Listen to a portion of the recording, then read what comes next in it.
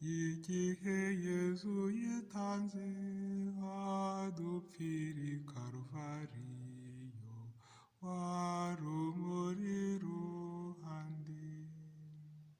Turagusenga turagushima yuko wakirishije abantu umusaraba w'umutagatifu Yezu bamukorera umusaraba. Ni nk'uko Yezu ajya ku musozi wa Karuvariya ahetse umusaraba ku rutugu, icyo gihe yaratekerezaga yemerera se kudupfira. Nyagasani, amakuba yose nzabona kugeza igihe nzapfira ndayemeye. Ndagusabye girira ibyakubabaje igihe wari uhetse umusaraba, mbone nanjye gukomera. Ndakuramutsa Mariya, wuje n'imuhorana n'Imana, uhebuje abagore bose umugisha neza, umwana wabyaye arasingizwa. Mariya mutagatifu, umubyeyi w'Imana, uragira udusabira twe abanyabyaha kuri ubu n'igihe tuzapfira. Amina. Nyagasani, utubabarire, utubabarire, abakristu bapfuye Imana bakire amahoro.